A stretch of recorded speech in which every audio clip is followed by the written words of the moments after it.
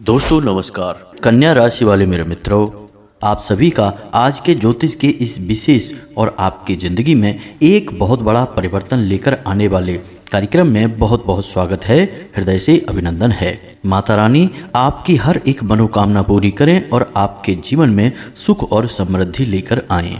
दोस्तों, आज के इस वीडियो में जो जानकारी, जो ज्ञान हम आपको देने जा रहे हैं, उसे जानने के बाद आपकी आंखें फटी की फटी रह जाएंगी, क्योंकि आज के इस वीडियो में हम आपको बताने जा रहे हैं उस एक भयंकर नकारात्मक तांत्रिक वस्तु के बारे में जो आपके घर के सबसे शुद्ध और पवित्र स्थान पर रखी हुई है, यानी कि पूजा घर पर रखी हुई है। दोस्तों, अब आप खुद ही सोच कर देखिए कि यदि किसी इंसान को धीमे धीमे पूर्ण रूप से समाप्त करना है तो फिर उसे समाप्त करने का सबसे अच्छा तरीका है कि उसके ऊर्जा क्षेत्र को दूषित कर देना, जिससे कि घर में घोर नकारात्मकता भर जाए, जिसे हम भूत प्रेतों का वास करना कहते हैं। उसके बाद सभी लोग आपस में झगड़ेंगे, प्रेम संबंध समाप्त हो जाएंगे और काम धंधे व्यापार की गति पूर्ण रूप से रुक जाएगी। चारों तरफ बीमारियां होंगी, घर में तनाव का माहौल रहेगा और आवक होगी नहीं, जिससे कि कर्जा भी बढ़ता चला जाएगा। यह वही स्थिति है जिससे कि आपकी राशि के जातक इस समय गुजर रहे हैं और इसका सबसे बड़ा कारण है यह एक चीज। जी हाँ दोस्तों, यकीन मानिए कि हर एक चीज़ की अपनी एक खास ऊर्जा होती है और कुछ चीज़ों में सकारात्मक और कुछ चीज़ों में घोर नकारात्मक ऊर्जा होती है। अब ये जो नकारात्मक ऊर्जा वाली चीज़ें होती हैं, इनका प्रयोग ऐसे लोग करते हैं जो किसी का अनर्थ करना चाहते हैं और जानबूझकर इन चीज़ों को ऐसी जगहों पर रख दिया जाता है जिससे कि सामने वाले को कुछ पता भी ना चले और वह धीरे धीरे पूर्ण रूप से बर्बाद हो जाए, मिट जाए। जी हाँ दोस्तों, तो अब आपको सतर्क हो जाना है, क्योंकि अब हम आपको बताने जा रहे हैं उस एक चीज़ के बारे में जिसने आपको पूर्ण रूप से बर्बाद कर दिया है। जी हाँ दोस्तों, वीडियो बेहद ही खास है और आपकी पूरी ज़िंदगी को बदल देगा, आपकी जान भी बचा लेगा। क्योंकि दोस्तों, बातें तो आज के समय में सभी करते हैं, लेकिन मुख्य बात, ज़रूरी बात बहुत कम ही लोग कर रहे होते हैं, क्योंकि लोग केवल इधर उधर की बातें करके समय काट के चले जाते हैं। किसी की ज़िंदगी में कोई बदलाव आ रहा है या किसी की ज़िंदगी अच्छी हो रही है, सुधर रही है, इससे किसी को कोई फर्क नहीं पड़ता है। स्वार्थी माहौल हो चुका है। लेकिन जो देवी देवताओं से जुड़े हैं, साधक हैं, उन्हें इस बात की पूरी फिक्र बनी रहती है। तो हम आपको बता दें कि हम लंबे समय से माँ भद्रकाली की साधना करते आ रहे हैं और उन्हीं की कृपा और आशीर्वाद से आज हम इस काबिल हो पाए हैं कि आपको कुछ ज्ञान की बात बता रहे हैं। तो हमारा केवल एक मकसद यह रहता है कि हम आपको वो बातें बताएं जो कोई नहीं बताता, और उन बातों को जानने के बाद आप उन बातों का जब प्रयोग करें तो आपका जीवन 100% बदले। और जब आपके जीवन में खुशियां आएंगी, आपकी उन्नति होगी, आपके परिवार में प्रेम होगा, तो इससे हमारा पुण्य का घड़ा भरेगा, माई के प्रति हमारी भक्ति पूर्ण हो जाएगी। यही एक भक्त की चाह होती है। तो बस अब हम आपसे केवल इतना चाहेंगे कि आप इस वीडियो को पूरा देखें। इस वीडियो को देखने के बाद आपका जीवन 100% बदलेगा, यह हम आपको गारंटी देते हैं। तो चलिए दोस्तों, आज के इस महत्वपूर्ण ज्ञानवर्धक वीडियो को शुरू करते हैं। लेकिन इससे पहले आपसे एक निवेदन है कि कमेंट में पूरे भक्ति भाव के साथ जय माँ भद्रकाली कृपा करो, या फिर जिनके जीवन में पीड़ा है, कष्ट है, वो लिखें जय माँ भद्रकाली रक्षा करो। एक बार नहीं 3 बार लिखना और अपने मन में भाव को भी बनाकर रखना। साथ ही साथ अपना नाम और अपना स्थान और अपने जीवन की मूल समस्या लिखकर भी अवश्य भेज दें। दोस्तों, हम आपको बता दें कि जिन लोगों ने अपने नाम और स्थान और समस्याएं भेजी थी, हमने शनिवार के हवन में उनके नाम से आहुतियां करवा दी हैं और उनकी अर्जी माई के दिव्य दरबार में भी लगा दी है। अब जल्दी ही उनके जीवन में खुशियां आएंगी, उन्हें शुभ समाचार मिलने शुरू हो जाएंगे, माई की कृपा उन्हें प्राप्त होगी। दोस्तों, आप लोगों से हमारा बस इतना और कहना है कि आप अपना नाम जब लिखें, उसके बाद शनिवार के दिन ठीक रात्रि को 9 बजे अपने घर के मुख्य दरवाजे की दहलीज पर बीचों बीच एक गाय के घी का दीपक अवश्य जला दिया करें, क्योंकि यही वो समय होता है जब हम हवन कर रहे होते हैं, माई के दिव्य दरबार में आपके नाम से अर्जी भी लगा रहे होते हैं। तो ऐसे में आप भी वहाँ से यदि क्रिया करेंगे तो हमारे द्वारा की जाने वाले अनुष्ठान और पूजा पाठ का प्रभाव बहुत अधिक बढ़ जाएगा। उम्मीद है आप हमारी बात समझ रहे होंगे। तो चलिए दोस्तों, वीडियो में आगे बढ़ते हैं। दोस्तों, क्या आप जानते हैं कि आपके पूजा घर में कौन सी चीज़ें हैं जो पूर्ण रूप से वर्जित हैं? सबसे पहली चीज़ है निर्माल्य। जी हाँ दोस्तों, अब निर्माल्य क्या होता है कुछ लोगों को शायद इसके बारे में पता ही नहीं होगा, तो ध्यान से सुनिए। ऐसी चीज़ें जो अब उपयोग में नहीं आ रही हैं, जैसे कि कोई ऐसा अगरबत्ती का डिब्बा या फिर माचिस की डिब्बी जो अब उपयोग में नहीं आती है, खाली हो चुकी है, वह निर्माल्य बन गई है। कोई थैली, कोई डब्बा जिसमें आप कोई सामान लाए थे पूजा घर के लिए और आपने उस सामान को तो प्रयोग कर लिया, लेकिन वह डिब्बी, वह थैली या फिर कुछ और सामान जो अब प्रयोग का नहीं है और पूजा घर में पड़ा है, वह निर्माल्य है। उससे भी महत्वपूर्ण दोस्तों कि आपने जो पुष्प भगवान को चढ़ाए थे, अब जब वे पुष्प चढ़ चुके हैं तो कुछ समय के बाद वो मुरझाने लगते हैं और निर्माल्य बन जाते हैं। और जो प्रसाद आपने भगवान को चढ़ाया है, कुछ लोगों की आदत है कि प्रसाद को पूजा करने के बाद वहीं रखा छोड़ देते हैं। अब आप समझिए कि वह प्रसाद आपने भगवान का भोग लगा दिया, अब वह निर्माल्य बन गया, क्योंकि वह जूठा है और जूठी सामग्री पूजा घर में रखना अपशगुन की पहचान है। तो आपको उसे भी वहाँ से हटा देनी चाहिए। नुकीली चीज़ें जैसे कि कैंची है, चाकू है, ऐसी चीज़ों को भी आपको अपने पूजा घर से हटा देनी चाहिए। साथ ही साथ दोस्तों, कोई ऐसी तस्वीर, कोई ऐसा पौधा, कोई ऐसी चीज़ जिसमें कि नोकें हैं यानी कि कांटे हैं, उसे भी अपने पूजा घर में भूल कर भी नहीं रखना है। तो ये तो सामान्य सी जानकारियां हैं जो हम आपको बता रहे हैं। अभी वह महत्वपूर्ण चीज़ बाकी है जो आपके जीवन में विनाश लीला खेल रही है, उसे हम आपको बताने वाले हैं। लेकिन उससे पहले हम आपको बता दें कि आपकी जीवन में जो परेशानियां हैं, जो कष्ट हैं, उनसे आपको मुक्ति कब प्राप्त होगी, आपकी ग्रहों की दशा क्या कह रही है। तो दोस्तों, हम आपको बता दें कि वैसे तो आपके जीवन में सब कुछ ठीक चल रहा है, लेकिन 10 तारीख के बाद आपकी राशि में एक विशेष ग्रह गोचर होने वाला है, जिससे आपको बहुत अधिक लाभ प्राप्त होगा।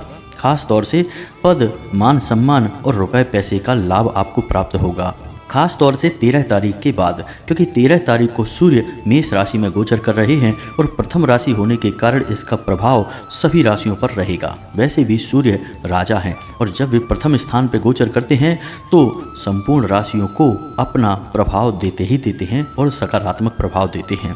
अब इसके प्रभाव को और अधिक बढ़ाने के लिए आपको सूर्य को जल अर्पित अवश्य करना चाहिए।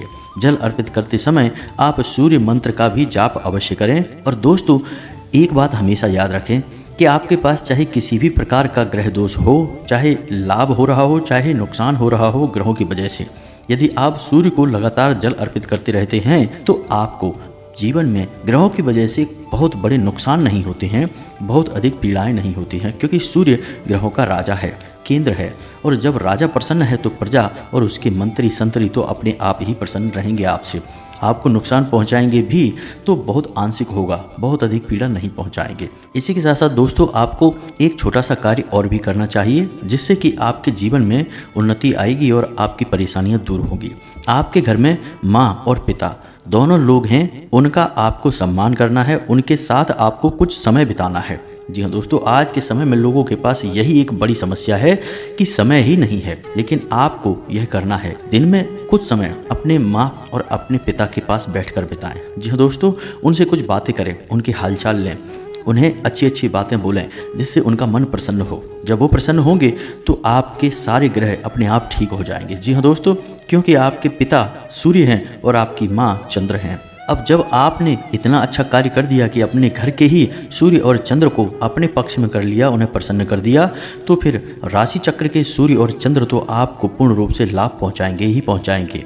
और सबसे मुख्य ग्रह सूर्य और चंद्र ही होते हैं, इनके बाद ही संपूर्ण ग्रहों का नाम आता है और उनकी शक्तिवर्धन होता है।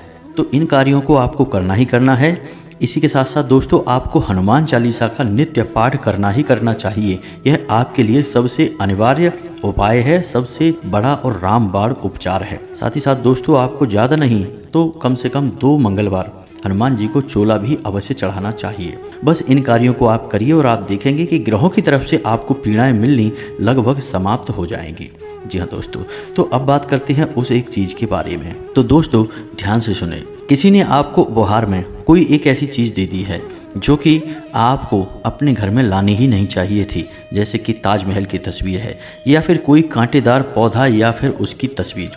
साथ ही साथ दोस्तों, माता काली की क्रोध से चिल्लाते हुए या फिर भयंकर क्रोधित मुद्रा में फोटो दे देना, या नटराज की मूर्ति या फोटो दे देना, यानी ऐसा कोई उपहार जो कि क्रोध को, अनिष्टता को और उद्वेग को दिखाता है, ऐसी चीज़ को आपको अपने घर में नहीं लाना है, क्योंकि गिफ्ट का लेन देन अक्सर होता ही रहता है और आजकल लोग गिफ्ट में धार्मिक चीज़ों को देना रिवाज बनाते जा रहे हैं, जो कि अच्छी बात नहीं है। धार्मिक चीज़ें बहुत ही पवित्र होती हैं और इनका लेन और देन का एक विशेष विधान होता है। किसी को भी यूं ही हम कोई चीज़ नहीं दे सकते हैं, यह आप समझिए। अब मोर पंख की बात कर लेते हैं दोस्तों। तो आपने देखा होगा कि अधिकतर लोग ऐसे होते हैं जो अपने पूजा घर में मोर पंख को रखते हैं, लेकिन आपको हम बता दें कि यह सबसे खतरनाक है। अब जिन जिन लोगों ने अपने पूजा घर में मोर पंख को रखा हुआ है, उनके घर में झगड़े अवश्य होते होंगे, आपसी प्रेम अवश्य ही कम होगा। घर में जितने भी सदस्य होंगे उनके मन में कुछ न कुछ तनाव, आपस में एक दूसरे के लिए नकारात्मक भाव अवश्य ही रहते होंगे। इसी के साथ साथ दोस्तों हम आपको बता दें कि पैसे को लेकर दिक्कत भी ऐसे घरों में निश्चित तौर पर देखी जाती है। अब इसका कारण क्या है? मोर पंख तो बहुत ही पवित्र चीज़ है, फिर उसे पूजा घर में क्यों न रखें? तो दोस्तों आप खुद ही समझिए कि मोर पंख क्या है। वह भी तो निर्माल्य है, यानी कि वह किसी के द्वारा त्यागी गई कोई चीज़ है। और जब निर्माल्य असल में मृत चीज़ होती है, उसे हम अपने पूजा घर में रख देते हैं, तो हमारे पूजा घर का जो पवित्र वातावरण है वह नकारात्मक होने लगता है। जी हाँ दोस्तों, सुनने में यह बात बड़ी अजीब सी लगती है, लेकिन सत्य है, कड़वी है मगर सत्य है। तो आपको मोर पंख अपने पूजा घर में नहीं रखना है। उसे आप रखें तो उसके लिए सबसे अच्छा स्थान आपके घर में क्या है, इसे भी समझ लें। पहला कि आपके घर की उत्तर दिशा, जी हाँ दोस्तों, उधर आप रख सकते हैं। दूसरा पूर्व दिशा, और उत्तर और पूर्व के बीच में जो कोण है ईशान कोण, इन जगहों पे आप मोर पंख रखें। यह आपके घर में पॉजिटिव एनर्जी को बढ़ाएगा, आपके घर में शांति, सुकून और उन्नति को भी लेकर आएगा। इसी के साथ साथ दोस्तों आप अपने बेडरूम में भी मोर पंख लगा सकते हैं। बेडरूम में मोर पंख लगाएंगे तो यह आपके बेडरूम के वातावरण को पवित्र करेगा, साथ ही साथ पति पत्नी के बीच के प्रेम संबंध को भी बढ़ाएगा। अब शायद कुछ लोगों के मन में यह प्रश्न आ रहा होगा कि आप तो कह रहे हैं कि मोर पंख निर्माल्य है और उसे पूजा घर में नहीं रख सकते, फिर आप कह रहे हैं कि मोर पंख सकारात्मक ऊर्जा को बढ़ाएगा। तो दोस्तों इसको आप एक छोटे से उदाहरण से समझिए कि अच्छी चीज़ें भी कहीं कहीं किसी किसी स्थान पर जाकर गलत प्रभाव दे सकती हैं। मानकर चलिए कि आप भोजन कर रहे हैं और आप मीठी चटनी खाते हैं, वह आपको बहुत अच्छी लगती है। इधर आप तीखी सब्जी खाते हैं, वह भी आपको बहुत अच्छी लगती है। दोनों अपनी अपनी जगह अच्छी हैं, लेकिन क्या आप मीठी चटनी को तीखी सब्जी में मिलाकर खाना पसंद करेंगे? जी नहीं दोस्तों, क्योंकि इससे तो आपका स्वाद ही पूरी तरह से गड़बड़ा जाएगा, आपको बिल्कुल भी यह अच्छा नहीं लगेगा। तो मीठी चटनी की स्वाद और अच्छाई अपनी जगह है, तीखी सब्जी का स्वाद और अच्छाई अपनी जगह है। इसी प्रकार दोस्तों चीज़ों की ऊर्जाएं, उनकी पवित्रताएं और उनकी उपयोगिता अपनी जगह है। हर एक चीज़ हर जगह अच्छी नहीं हो सकती है, ऐसे में इनका सही प्रयोग करना हमें अवश्य ही आना चाहिए। अन्यथा हम अपने मन में तो सोच कर बैठे हैं कि हम अच्छा कर रहे हैं, अपने जीवन की उन्नति करना चाहते हैं, लेकिन होता इसका एकदम उल्टा ही है। अब हमने अक्सर यह देखा है कि लोग जिस भगवान की पूजा करते हैं उससे बहुत प्रेम करते हैं, बहुत अच्छी बात है, आपके आराध्य हैं, आप उनसे प्रेम करिए। लेकिन होता यह है कि उनके पूजा घर में हमने देखा कि एक ही भगवान की 2-2, 3-3, 4-4 तस्वीरें रखी हैं, या फिर छोटी, बड़ी और उससे बड़ी तमाम प्रकार की मूर्तियां भी रखी हैं। तो दोस्तों आपका यह अति प्रेम आपको परेशानी में खींच रहा है, आपकी ज़िंदगी नर्क बना रहा है। कारण इसका यह है कि भगवान की जिसकी आप पूजा करते हैं उसकी कोई एक ही तस्वीर, एक ही मूर्ति आपको अपने पूजा घर में रखनी है। और मूर्ति को रखने का विधान भी यह है कि आप अपने 4 अंगुल से छोटी ही मूर्ति अपने पूजा घर में रखें भगवान की। इससे बड़ी मूर्ति मंदिरों में स्थापित होती है, उनकी प्राण प्रतिष्ठा की जाती है। आपके पूजा घर में यह मूर्ति नहीं हो सकती। तो अपने पूजा घर में जिस भगवान की आप पूजा करते हैं उसकी एक ही तस्वीर, एक ही मूर्ति रखें, इससे अधिक ना रखें। अब चीज़ों को आपके पूजा घर में किस प्रकार रखा गया है यह भी बहुत आवश्यक है, लोगों को इसके बारे में भी पता नहीं है। जैसे कि पूजा घर में जो अलमारी है पूजा की, उसे आप ईशान कोण में बनाएं। भोले बाबा को भी ईशान कोण में ही स्थापित करें। भोले बाबा के बगल से शंख बिल्कुल भी ना रखें। पूजा करते समय तुलसी की पत्ती भोले बाबा के नज़दीक भी ना लेकर जाएं। इसी प्रकार शंख को कभी भी खाली ना रखें, उसमें जल भरकर रखें। इसी प्रकार आपके मंदिर में जो बजाने वाली घंटी है, जिसे गरुड़ घंटी कहा जाता है, उसे भगवान श्री हरि विष्णु के पास ही रखें, भोले बाबा के पास ना रखें। तो ऐसी छोटी छोटी सी बहुत सारी चीज़ें हैं जो आपको अपने घर के पूजा घर में सोच समझ कर रखनी चाहिए। ये सारी बातें हम आपको इसलिए बता रहे हैं कि आप इनमें से भी देख लें कि कहीं कोई गलती आप कर तो नहीं रहे हैं। जी हाँ दोस्तों, अब हम बात करते हैं उस एक सबसे बड़ी और भयंकर चीज़ के बारे में जो कि आपके जीवन में बहुत बड़ी अनिष्टता लेकर आ रही है। अब आप इसे ध्यान से समझें और देखें। दोस्तों, हमने कई बार ऐसा देखा है कि बहुत से लोग अपने घर के पितृ पूर्वज यानी कि पुरखे, ऐसे सदस्य जो अभी संसार में नहीं हैं, उनसे बहुत प्रेम करते हैं और उनकी तस्वीरें, उनकी फ़ोटोएँ अपने घर के पूजा घर में भगवान की अलमारी के साथ ही लगा देते हैं। और बहुत सारे लोग तो भगवान के बगल से अपने पितरों की, अपने पूर्वजों की तस्वीरें, फोटोएं रख देते हैं। जी हाँ दोस्तों, यह बहुत ही खतरनाक है। ऐसा नहीं करना है। शास्त्रों में वर्णन मिलता है कि आपके जो पुरखे हैं, पूर्वज हैं, यदि आप उन्हें अपने पूजा घर में स्थान दे देते हैं तो कभी भी उन्हें मुक्ति प्राप्त नहीं होती है।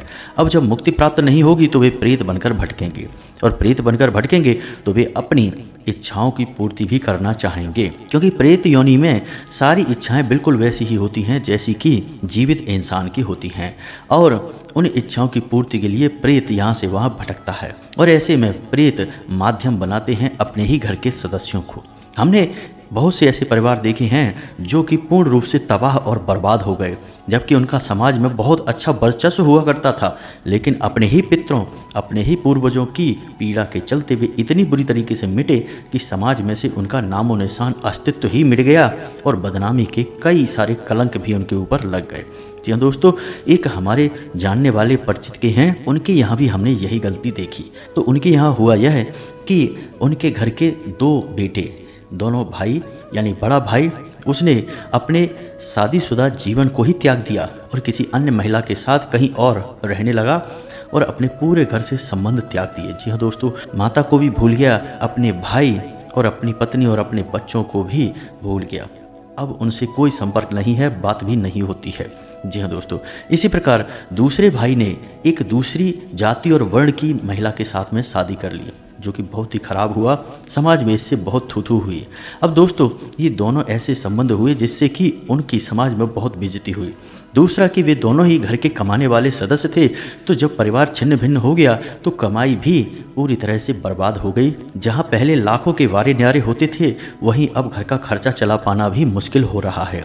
जी हाँ दोस्तों, तो जब इतनी विकट समस्या हमने देखी तो उनके घर का मुआयना किया तो हमने देखा कि उनके घर के पूजा घर में भगवान की फोटोओं के बगल से उनके स्वर्गवासी पिता की तस्वीर रखी हुई है।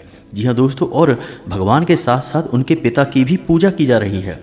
यह तो बड़ा ही आश्चर्यजनक था। हमने इसे देखते ही उनसे कह दिया कि विनाश तो आपका निश्चित था, पहले से ही तय हो चुका था, आपने खुद अपना विनाश बुलाया है। अब जल्द से जल्द इस फोटो को अपने पूजा घर से बाहर निकालिए, अपने पितर का अपमान मत करिए, उन्हें सही स्थान पर ले जाइए, आपके घर की ऐसी जगह पर रखिए जहां पवित्र ऊर्जा वास ना करती हो। जी हाँ दोस्तों, जैसे कि आप अपने घर की बैठक में रखिए, आप अपने घर के ड्राइंग रूम में रखिए, ऐसी जगह पर रखिए जहां आप कम समय बिताते हैं, और उस कमरे की दक्षिणी दीवार पर इस तस्वीर को लगाइए। जी हाँ दोस्तों, उन्होंने ऐसा ही किया। अब देखते हैं भविष्य में उनके साथ क्या होता है। अभी तो सब सामान्य चल रहा है। साथ ही साथ हमने उनकी छोटे छोटे कई और सुधार भी करवाए और कुछ अनुष्ठान भी करवाए, जिससे कि उन्हें शांति मिले और उनका जीवन अच्छा हो जाए, सामान्य हो जाए। तो दोस्तों, यह होता है जब हम अपने पुरखे, अपने पूर्वजों को गलत जगह पर रख देते हैं और फिर हम कहते हैं कि पता नहीं हमें कैसे इतनी भयानक विनाश लीला का सामना करना पड़ रहा है, हम तो पूरी तरह से बर्बाद हो गए, मिट गए, अब तो हमें पता नहीं क्या करें। तो बस हमारा आपसे इतना कहना है कि आप भी देखें कि कहीं यही गलती आप तो नहीं कर रहे हैं। अब कुछ लोग कहेंगे कि नहीं, हम तो अपने पुरखे पूर्वजों को अपने पूजा घर में नहीं रखते हैं, तो फिर गुरुओं की फ़ोटो रखते हैं। जी हाँ दोस्तों, बहुत से लोग ऐसे हैं जो किसी भागवताचार्य को, किसी कथावाचक को या फिर किसी गुरु को बहुत सम्मान देते हैं और उनकी फ़ोटोएं अपने पूजा घर में रख लेते हैं। यह भी गलत है, क्योंकि भगवान के साथ किसी इंसान की तुलना नहीं की जा सकती। भगवान के समकक्ष किसी इंसान को पूजा नहीं जा सकता। आप सम्मान दीजिए, वो अपनी जगह है, लेकिन भगवान के साथ साथ पूजा कर देना किसी इंसान की, यह तो भगवान के समान ही उसे भी बना देना हुआ। तो यह तो गलत हुआ ना। हम जिसकी आराधना करते हैं, जिससे हम याचना करते हैं, जो इस ब्रह्मांड का रचयिता है, क्या वह किसी इंसान के बराबर हो जाएगा? क्या किसी इंसान की पूजा उसके बराबर होने लगेगी? यह तो अपमान हो गया। और इसी अपमान की सज़ा हम भोगते हैं। तो दोस्तों आप देख लें कि आपने कहीं यह गलती तो नहीं कर रखी है, और यदि कर रखी है तो इसे जल्द से जल्द सुधार दीजिए। तो उम्मीद है कि जो जानकारी हमने आपको दी है वह आपको अच्छी तरह से समझ में आ गई होगी। अब यदि कोई प्रश्न है आपके मन में तो आप कमेंट करके पूछें, हम आपके प्रश्नों के जवाब देने की पूरी कोशिश करेंगे। इस जानकारी का प्रयोग करके आप अपने जीवन को बदलने का प्रयास करें। 100% आपके जीवन में बदलाव आएगा, हमें पूर्ण भरोसा है। हजारों लोगों के जीवन में आया है तो आपके में भी आएगा। यदि जानकारी अच्छी लगी है तो चैनल को सब्सक्राइब अवश्य करें और वीडियो को लाइक भी करें। मिलते हैं अगले ज्ञानवर्धक वीडियो में, तब तक के लिए धन्यवाद। जय माता की।